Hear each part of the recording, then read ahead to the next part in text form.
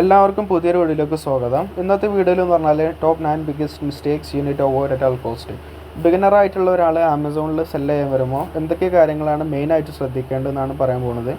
ഈ 9 കാര്യങ്ങളാണ് മെയിനായിട്ട് ആമസോൺ, ഫ്ലിപ്കാർട്ട്, മീഷോ ഇതിൽ സക്സസ്ഫുൾ ആകാനുള്ള 9 പ്രധാനപ്പെട്ട ഘടകങ്ങളാണ് നമ്മൾ ഇന്നത്തെ വീഡിയോയിൽ ഡീറ്റെയിൽ ആയിട്ട് പറയാൻ പോകുന്നത്. അപ്പോൾ എല്ലാവരും വീഡിയോ അവസാനം വരെ കാണാൻ ശ്രമിക്കുക. അപ്പോൾ ഒട്ടും വൈകാതെ ഫസ്റ്റ് പോയിൻ്റൊക്കെ നമുക്ക് കിടക്കാം. ഫസ്റ്റ് പോയിൻ്റ് എന്ന് പറഞ്ഞാൽ വളരെ ഇമ്പോർട്ടൻ്റ് ആയിട്ടുള്ള ഒരു പോയിൻ്റാണ് പ്രൊഡക്റ്റ് സെലക്ഷൻ.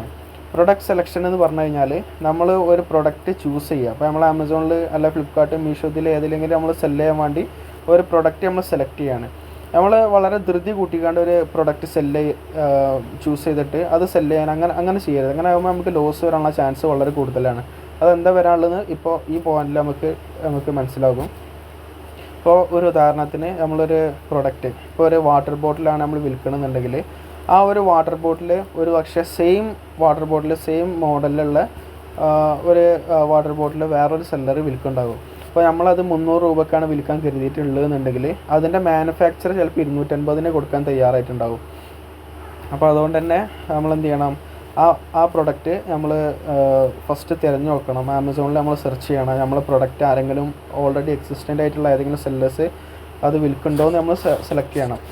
ഇതിൽ പ്രൊഡക്റ്റ് സെലക്ഷനാണ് ഏറ്റവും മേജറായിട്ട് ഇമ്പോർട്ടൻ്റ് ആയിട്ടുള്ളൊരു കാര്യം. പ്രൊഡക്റ്റ് സെലക്ഷൻ എന്ന് പറഞ്ഞാൽ ഇതിൻ്റെ ഒരു സീക്രട്ട് എന്താണെന്ന് വെച്ചാൽ ഏറ്റവും കൂടുതൽ ഡിമാൻഡ് ഉള്ള ഒരു പ്രൊഡക്റ്റ് എന്നാൽ ഏറ്റവും കുറവ് സെല്ലേഴ്സ് അവൈലബിൾ ആയിട്ടുള്ള ഒരു പ്രൊഡക്റ്റാണ് അല്ലെങ്കിൽ ഒരു കാറ്റഗറിയാണ് നമ്മൾ ചൂസ് ചെയ്യേണ്ടത്. അപ്പോൾ പ്രൊഡക്റ്റ് സെലക്ഷൻ എന്ന് പറഞ്ഞാൽ വളരെ ഇമ്പോർട്ടൻ്റ് ആയിട്ടുള്ള കാര്യമാണ്.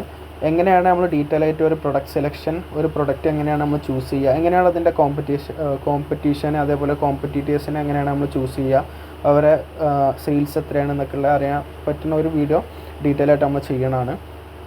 അപ്പോൾ ഫസ്റ്റ് ഓഫ് ഓൾ പ്രൊഡക്റ്റ് സെലക്ഷനാണ് ഏറ്റവും ഇമ്പോർട്ടൻ്റ് ആയിട്ടുള്ള കാര്യം. രണ്ടാമത്തെ കാര്യമാണ് lack of effort in preparing product listing. നമ്മളൊരു പ്രൊഡക്റ്റ് ചൂസ് ചെയ്ത് കഴിഞ്ഞിട്ട് അത് നമ്മൾ ആമസോണിൽ ലിസ്റ്റ് ചെയ്യുമ്പോൾ അതിനൊരു ടൈറ്റിൽ ഉണ്ടാകും, ഒരു ഡിസ്ക്രിപ്ഷൻ ഉണ്ടാകും, ഒരു ബുള്ളറ്റ് പോയിൻ്റ് ഉണ്ടാകും, പിന്നെ അതിന് A+ കണ്ടൻറ്റ് ഉണ്ടെന്നുണ്ടെങ്കിൽ A+ കണ്ടൻറ്റ് ചെയ്യണം. അപ്പോൾ ഒരു ആമസോണിൽ ഒരു പ്രൊഡക്റ്റ് ഒരു കസ്റ്റമർ സെർച്ച് ചെയ്യുമ്പോൾ ആ ടൈറ്റിൽ നമ്മൾ കൊടുത്തിരിക്കുന്ന ടൈറ്റിൽ ആ ഒരു കീവേഡിൻ്റെ ബേസ് ഒരു അടിസ്ഥാനത്തിലാണ് നമ്മളെ പ്രൊഡക്റ്റ് മോൾക്ക് സജസ്റ്റ് ചെയ്ത് വരിക. അപ്പോൾ നമ്മളെ ലിസ്റ്റിംഗ് എന്ത് ചെയ്യണം, വളരെ ഗംഭീരമായിട്ട് നമ്മൾ ചെയ്യാൻ ശ്രമിക്കണം. അതേപോലെ ലിസ്റ്റിംഗ് ഇമേജ് എന്ന് പറഞ്ഞാൽ വളരെ ഇമ്പോർട്ടൻ്റ് ആണ്. ലിസ്റ്റിംഗ് ഇമേജ് എന്ന് പറഞ്ഞാൽ കസ്റ്റമറിനെ സ്വാധീനിക്കുന്ന ഘടകങ്ങളാണ് ലിസ്റ്റിംഗ് ഇമേജ് എന്ന് പറയുന്നത്. കാരണം കസ്റ്റമർ അത് തൊടാനോ അല്ലെങ്കിൽ കാണാനോ കഴിയണില്ല. ആ ഒരു ഇമേജ് കണ്ടിട്ട് മാത്രമാണ് കസ്റ്റമർ മനസ്സിലാകുന്നത് ഇത് എന്ത് ഐറ്റംസ് പ്രൊഡക്റ്റാണെന്നുള്ളത്. അപ്പോൾ ലിസ്റ്റിംഗ് നമ്മൾ മാക്സിമം യൂട്ടിലൈസ് ചെയ്യണം, ലിസ്റ്റിംഗ് നല്ല രീതിയിൽ ചെയ്യണം. അപ്പോൾ അതിന് നമ്മൾ നല്ല എഫേർട്ട് ഇട്ടുകൊണ്ട് ചെയ്ത് കഴിഞ്ഞാൽ ഒരു പ്രാവശ്യം ഇപ്പോൾ കുറച്ച് നേരം ഒരു എഫേർട്ട് ഇട്ട് നമ്മൾ ലിസ്റ്റിംഗ് ചെയ്ത് കഴിഞ്ഞാൽ പിന്നെ നമ്മൾ എന്ത് ചെയ്യേണ്ട, അത്ര അതിന് റിസ്ക് കൊടുക്കേണ്ട, നമ്മൾ അത്ര ശ്രദ്ധിക്കേണ്ടതായിട്ടുള്ള ബാക്കി കാര്യങ്ങൾ ശ്രദ്ധിച്ചാൽ മതി. രണ്ടാമത്തെ കാര്യം പ്രൊഡക്റ്റ് ലിസ്റ്റിംഗ് വളരെ ഉഷാറാക്കണം. മൂന്നാമത്തെ കാര്യമാണ് ഓവർലേ പ്രൈസ് ഷിപ്പിംഗ് ഓപ്ഷൻ. അതായത് ആമസോണിൽ ഒരു പ്രോഡക്റ്റ് ചൂസ് ചെയ്യുന്ന ഒരു കസ്റ്റമർ വാങ്ങാൻ നോക്കുമ്പോൾ അതിൽ ഫ്രീ ഡെലിവറി ഉണ്ടാകും. അതേപോലെ ചില സപ്ലയേഴ്സ് 40 രൂപ, 50 രൂപ, 60 രൂപയൊക്കെ ഷിപ്പിംഗ് പ്രൈസ് കൊടുത്തിട്ടുണ്ട്. അത് ചില ആൾക്കാർ 120 രൂപയൊക്കെ കൊടുക്കും. അപ്പോൾ അങ്ങനെ ഒരു അഡീഷണൽ ചാർജ് വരുമ്പോൾ കസ്റ്റമേഴ്സിന് ടെൻഡൻസി വരും, അതായത് പിന്നെ ഇതിന് വില കൂടുതലാണ്, ആ ഒരു ചിന്ത വരും. അപ്പോൾ അതുകൊണ്ട് ഫ്രീ ഡെലിവറി ആ രീതിയിൽ നമ്മൾ പ്രൊഡക്റ്റ് സെല്ല് ചെയ്യാൻ നമ്മൾ ശ്രദ്ധിക്കണം. അപ്പോൾ ഫ്രീ ഡെലിവറി കൊടുത്ത് നമുക്ക് നഷ്ടം വരില്ല എന്ന് ചോദിക്കുക. അപ്പോൾ അങ്ങനെ ആകുമ്പോൾ നമ്മൾ പ്രൊഡക്റ്റ് ചൂസ് ചെയ്യുമ്പോൾ അതിനും കൂടി പറ്റിയൊരു പ്രൊഡക്റ്റ് ആകണം നമ്മൾ ചൂസ് ചെയ്യുക. നമുക്ക് അത്യാവശ്യം നല്ലൊരു പ്രോഫിറ്റ് കിട്ടുന്ന ഒരു പ്രൊഡക്റ്റ് ആവണം നമ്മൾ ചൂസ് ചെയ്യാൻ. നാലാമത്തെ പോയിൻ്റാണ് failure to fulfill orders on time. ഇന്നൊരു ഓർഡർ കിട്ടിക്കഴിഞ്ഞാൽ നമ്മൾ വേറെ എന്തെങ്കിലും ഒരു ഏർപ്പാടിലേക്ക് കയറാം അല്ലെങ്കിൽ വേറെ എന്തെങ്കിലും ഒരു ജോലിയിലേക്ക് കയറാം. അപ്പോൾ അങ്ങനെ ആകുമ്പോൾ 2 ദിവസം കഴിഞ്ഞിട്ടൊക്കെ ഓർഡർ നമുക്ക് പാക്ക് ചെയ്യാൻ പറ്റുള്ളൂ. അപ്പോൾ അങ്ങനെ ആകുമ്പോൾ അതിനൊരു ബ്രീച്ച് വരും. ബ്രീച്ച് എന്ന് പറഞ്ഞാൽ നമ്മളെ അക്കൗണ്ടിനെ അത് ബാധിക്കും. ഒരു മെട്രിക്സ് ഉണ്ട്. ആ മെട്രിക്സ് എന്ന് പറഞ്ഞാൽ ഓൺ ടൈം നമ്മൾ എന്ത് ചെയ്യണം, നമുക്കൊരു ഓർഡർ വന്നു കഴിഞ്ഞാൽ ഇന്ന് ഓർഡർ വന്നു കഴിഞ്ഞാൽ ഇന്ന് തന്നെ നമ്മൾ പാക്ക് ചെയ്യണം. സെയിം ഡേ ഡെലിവറി കിട്ടുന്ന സ്ഥലങ്ങളുണ്ടാവും. അപ്പോൾ അങ്ങനെ ആകുമ്പോൾ ഇന്ന് ഓർഡർ വന്നു കഴിഞ്ഞാൽ ഇന്ന് തന്നെ നമ്മൾ ഡിസ്പാച്ച് ചെയ്യണം. അത് കറക്റ്റ് ടൈമിൽ ചെയ്തില്ല എന്നുണ്ടെങ്കിൽ നമ്മളെ അക്കൗണ്ടിനെ ബാധിക്കും. നമ്മളെ അക്കൗണ്ട് ടെർമിനേറ്റ് ചെയ്യാനുള്ള ഒരു സാധ്യത അതിലുണ്ട്. അഞ്ചാമത്തെ പോയിൻ്റാണ് പ്രൊഡക്റ്റ് ലോഞ്ച് ഡൺ ഇൻകറക്റ്റ്ലി. അതായത് നമ്മളൊരു പ്രൊഡക്റ്റ് ലോഞ്ച് ചെയ്യുമ്പോൾ നമ്മൾ എന്ത് ചെയ്യണം, അതിന് തക്കതായിട്ടുള്ള അഡ്വർടൈസിങ് ക്യാമ്പയിൻസൊക്കെ നമ്മൾ റൺ ചെയ്യണം. അപ്പോൾ വെറുതെ പിന്നെ നമ്മളൊരു പ്രൊഡക്റ്റ് ലോഞ്ച് ചെയ്ത് കഴിഞ്ഞാൽ നമുക്ക് അത്ര റിസൾട്ട് കിട്ടില്ല. പക്ഷേ നമ്മൾ എന്ത് ചെയ്യണം, കൂടുതൽ ട്രാഫിക് നമ്മളെ ലിസ്റ്റിങ്ങിലേക്ക് കൊണ്ടുവരണം. അപ്പോഴാണ് ആമസോണിൻ്റെ ബാക്ക് എൻഡിൽ മനസ്സിലാക്കാത്തതിൽ കൂടുതൽ ആവശ്യക്കാരുണ്ട്, കൂടുതൽ ഡിമാൻഡ് ഉണ്ട്. അപ്പോൾ കൂടുതൽ നമ്മളെ ലിസ്റ്റിങ്ങിനെ ആമസോൺ മോൾക്ക് പുഷ് ചെയ്യും. പുഷ് ചെയ്യുകയെന്ന് പറഞ്ഞാൽ ആമസോണിൽ ഒരുപാട് പേജ് ഉണ്ടാവും. ഇപ്പോൾ നമ്മളൊരു വാട്ടർ ബോട്ടിൽ അടിച്ചു കൊടുത്തു കഴിഞ്ഞാൽ ഒരുപാട് പേജുകളുണ്ടാവും. 1, 2, 3, 4 പറഞ്ഞാൽ ഒരുപാട് പേജ് ഉണ്ടാവും. അപ്പോൾ അതിൽ ഒന്നാമത്തെ രണ്ടാമത്തെ പേജിലാണ് ഏറ്റവും കൂടുതൽ സെയിൽസ് കിടക്കുക. അപ്പോൾ ആ ഒരു പേജിലേക്ക് നമ്മളെ പ്രൊഡക്റ്റ് എത്തണമെന്നുണ്ടെന്നുണ്ടെങ്കിൽ നമ്മൾ നല്ല കീവേഡ്സ് യൂസ് ചെയ്യണം. ഫസ്റ്റ് ഓഫ് ഓൾ നമ്മളെ പ്രൊഡക്റ്റ് ലിസ്റ്റിങ്ങിൽ നമ്മൾ നല്ല കീവേഡ്സ് യൂസ് ചെയ്യണം. പിന്നെ അതേപോലെ നമ്മൾ പ്രൊഡക്റ്റ് ലോഞ്ച് ചെയ്യുമ്പോൾ മാക്സിമം നമ്മളെ ഫാമിലിക്കും ഇവർക്കൊക്കെ ഷെയർ ചെയ്യുക. പറ്റുകയാണെന്നുണ്ടെങ്കിൽ 1, 2 ഓർഡറൊക്കെ ഒന്ന് പ്ലേസ് ചെയ്യാൻ പറയാം. അങ്ങനെയൊക്കെ ചെയ്യുകയാണെന്നുണ്ടെങ്കിൽ നല്ലൊരു റീച്ച് കിട്ടും നമ്മളെ പ്രൊഡക്റ്റിന്, നമ്മൾ കൂടുതൽ റാങ്കിങ് കിട്ടും. 6ാമത്തെ പോയിൻ്റാണ് ആസ്കിങ് ഫോർ കസ്റ്റമർ റിവ്യൂസ്. അതായത് ഫ്രീ ആയിട്ട് ഇത് ഓർഡർ പ്ലേസ് ചെയ്യാതെ ഫ്രീ ആയിട്ട് എന്ത് ചെയ്യുക, പിന്നെ റിവ്യൂസ് ചോദിക്കുക. ഫ്രണ്ട്സിനായിട്ടോ ഫാമിലി അവരോടൊക്കെ റിവ്യൂ ചോദിക്കുക.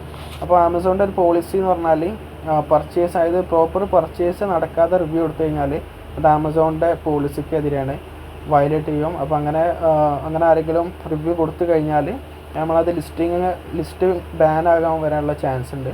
അപ്പോൾ കഴിയുന്നതും അത് ഒഴിവാക്കിയിട്ട് ഒരു ഓർഡർ ചെയ്ത് കഴിഞ്ഞതിന് ശേഷം ആ ഒരു ഓർഡറിൻ്റെ അടിസ്ഥാനത്തിൽ റിവ്യൂ കൊടുക്കാൻ പറയാം. ഫേക്കായിട്ടുള്ള റിവ്യൂ ആമസോൺ കണ്ടു കഴിഞ്ഞാൽ നമ്മളത് ലിസ്റ്റിങ്ങിനെ അത് ബാധിക്കും. 7ാമത്തെ കാര്യമാണ് നോട്ട് അണ്ടർസ്റ്റാൻഡിങ് ടാക്സ് ലയബിലിറ്റീസ്. അതായത് ആമസോണിൽ നമ്മൾ സാധനം വിൽക്കാൻ വരുമ്പോൾ നമുക്ക് വ്യക്തമായിട്ടുള്ളൊരു ധാരണ വേണം. നമുക്ക് എത്രയാണ് ഇതിൽ നിന്ന് പ്രോഫിറ്റ് കിട്ടുക, എത്രയാണ് ലോസ് വരിക, അല്ലാന്നുണ്ടെങ്കിൽ ഇതിന് എത്രയാണ് നമ്മൾ ടാക്സ് അടക്കേണ്ടതെന്നുള്ള. കാരണം ആമസോണിൽ ഓരോ പ്രൊഡക്റ്റിനും ഓരോ കാറ്റഗറിക്കും ഓരോ ടാക്സ് സ്ലാബാണുള്ളത്. അപ്പോൾ നമ്മൾ ആ ടാക്സ് സ്ലാബ് മനസ്സിലാക്കിയിട്ട് ആ ഒരു ടാക്സും കൂടിയും കിഴിച്ചിട്ടുള്ള ബാക്കി എമൗണ്ട് ആയിരിക്കും നമ്മൾ പ്രോഫിറ്റ് എന്ന് വരിക. അപ്പോൾ അതെല്ലാം നമ്മൾ എന്ത് ചെയ്യണം, ഒരു പ്രൊഡക്റ്റ് ലോഞ്ച് ചെയ്യുന്നതിന് മുന്നേ നമ്മൾ ശ്രദ്ധിക്കണം. 8ാമത്തെ കാര്യമാണ് ഇൻവെൻട്രി മിസ്മാനേജ്മെൻറ്റ്. ഇൻവെൻട്രി മിസ്മാനേജ്മെൻറ്റ് എന്ന് പറഞ്ഞു കഴിഞ്ഞാൽ നമ്മൾ പ്രൊഡക്റ്റ് ലോഞ്ച് ചെയ്തു, സക്സസ്ഫുള്ളാണ്, അത്യാവശ്യം നല്ല സെയിൽസ് കിടക്കുന്നുണ്ട്. അങ്ങനെ സെയിൽസ് നടന്നു കഴിഞ്ഞാൽ നമ്മൾ ഫസ്റ്റ് ഒരു 50 ക്വാണ്ടിറ്റി വെച്ചിട്ടാണ് തുടങ്ങിയത്. പക്ഷേ എന്ത് ചെയ്തു, ആ 50 ക്വാണ്ടിറ്റി തീർന്നു. അങ്ങനെ തീർന്നു കഴിഞ്ഞാൽ അത് ഔട്ട് ഓഫ് സ്റ്റോക്ക് ആയി. അങ്ങനെ ഔട്ട് ഓഫ് സ്റ്റോക്ക് ആയി കഴിഞ്ഞാൽ നമ്മളെ പ്രൊഡക്റ്റിൻ്റെ റാങ്കിങ് സ്വാഭാവികമായിട്ടും കുറയും. അങ്ങനെ കുറഞ്ഞു കഴിഞ്ഞാൽ വീണ്ടും നമ്മൾ എന്ത് ചെയ്യണം, അഡ്വർടൈസിങ് ചെയ്ത് വീണ്ടും ഒരുപാട് പൈസ ചിലവാക്കിയിട്ട് വേണം വീണ്ടും പഴയ രീതിയിൽ ഇൻഡെക്സ് അല്ലെങ്കിൽ മോൾക്ക് ഇൻഡെക്സ് കിട്ടണമെങ്കിൽ വളരെ ബുദ്ധിമുട്ടാണ്. അപ്പോൾ നമ്മളെപ്പോഴും ആ ഒരു സ്റ്റോക്ക് കീപ്പ് ചെയ്യണം. ഒരിക്കലും ഔട്ട് ഓഫ് സ്റ്റോക്ക് ആക്കി കളയരുത്. നമ്മളെന്ത് ചെയ്യണം, ഔട്ട് ഓഫ് സ്റ്റോക്ക് ആവുന്നതിന് മുന്നേ തന്നെ നമ്മൾ വീണ്ടും ഓർഡർ കൊടുക്കുക. അത് എത്തുന്നതിനനുസരിച്ച് അടുത്ത ഓർഡർ കൊടുക്കുക. അങ്ങനെ ഒരിക്കലും നമ്മൾ എന്ത് ചെയ്യരുത്, ആമസോണിലുള്ള പ്രൊഡക്റ്റ് നമ്മൾ ഔട്ട് ഓഫ് സ്റ്റോക്ക് ആക്കി കളയരുത്.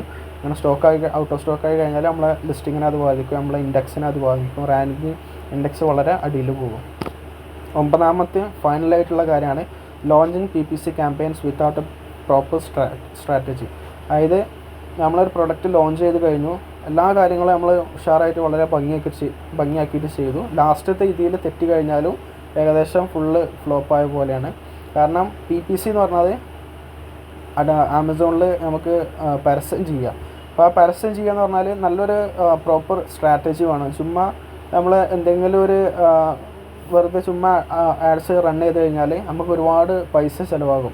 അതായത് ഒരു ക്ലിക്കിന് ₹1, ₹2, ₹10 വരും. അപ്പം അങ്ങനെ കൂടുതൽ ഒരു സ്ട്രാറ്റജി ഇല്ലാതെ നമ്മൾ ആഡ്സ് റണ്ണ് ചെയ്ത് കഴിഞ്ഞാൽ നമുക്ക് ഒരുപാട് ബഡ്ജറ്റ് വരും പരസ്യം ചെയ്യാൻ. പക്ഷേ നമുക്ക് സെയിൽസ് ഒന്നും നടക്കില്ല. അപ്പോൾ കൂടുതൽ നല്ല റിസർച്ച് ചെയ്താണ് ഇതിന് എങ്ങനെയാണ് നല്ല രീതിയിൽ അഡ്വർടൈസ് ചെയ്യുക.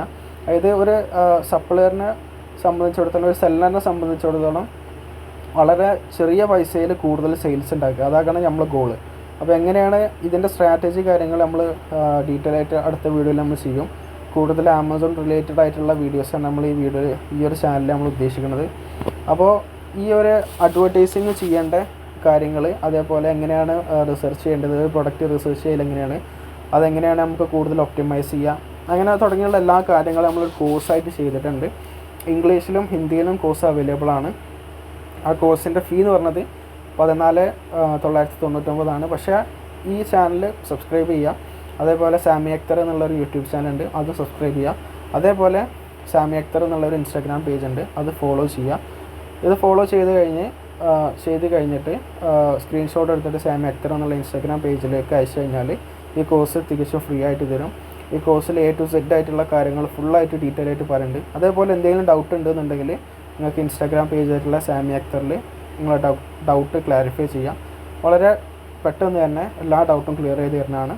അപ്പോൾ എല്ലാവർക്കും വീഡിയോ കണ്ടതിൽ വളരെ നന്ദി. അടുത്ത വീഡിയോയിൽ കാണാം. Thank you. Have A nice day.